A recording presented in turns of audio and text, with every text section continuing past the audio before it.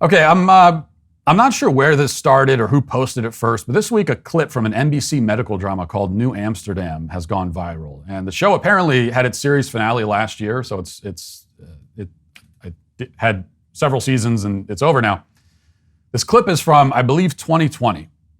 But if you haven't checked in with network television at any point in the last 20 years, as I haven't, this just gives you a glimpse into just how woke things have gotten. It's real bad over in network television land. It's even worse than you think. So if you haven't seen this clip yet, I'm going to play it for you. And keep in mind that this is 100% real. It is 100% not supposed to be a joke. Okay, this New Amsterdam, it's the first I've heard of this show, but it's not a satire. It's a drama. And so you're supposed to take this seriously as a dramatic moment. Watch this.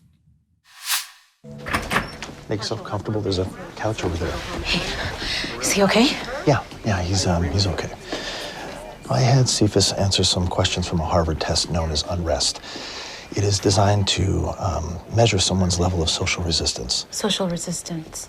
When people like us oppose the values and policies of the dominant culture. That's right. What does that have to do Your son, he feels threatened on a daily basis. Like everything he's earned can just be taken away. He's disenfranchised. But because his life is seemingly free from all this, because he can't name it, he's internalizing it. Name what? Racism. I think your son's tumor was caused by racism.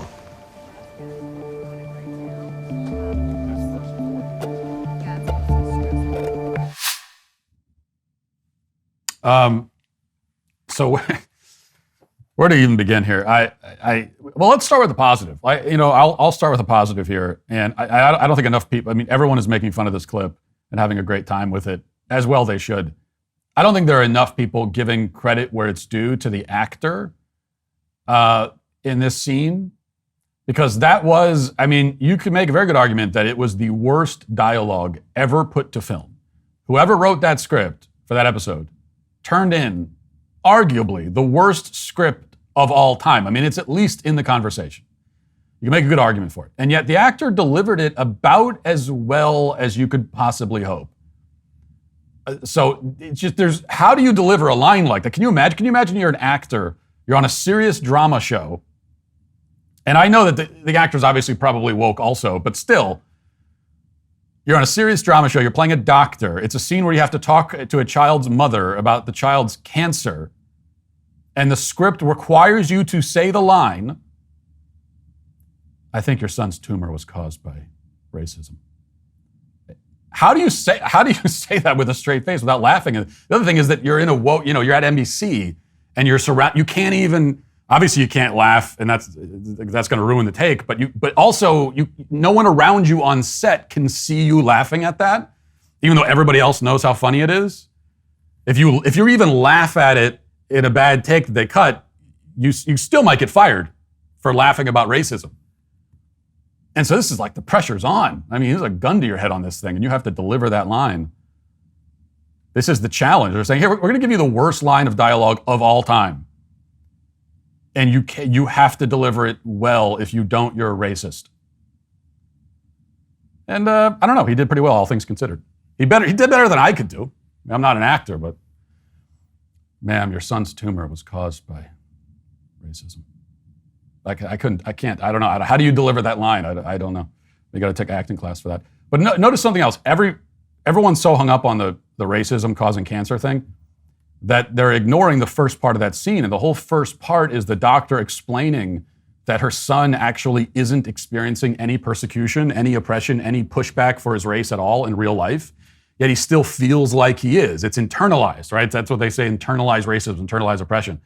And that's the point of the scene, obviously. So the woke lefty writers who came up with this scene, the whole point was just that. They wanted to get this speech about internalized racism into the show. But it's a medical drama, so they had to link it to a medical issue somehow.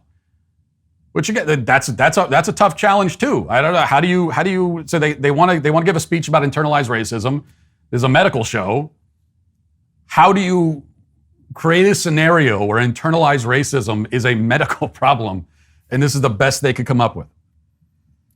And that was the real point, though, was to explain that even if it doesn't appear that a racial minority is oppressed, even if they aren't experiencing any visible oppression, they are still oppressed. Because it's internal, you see. It's all internalized.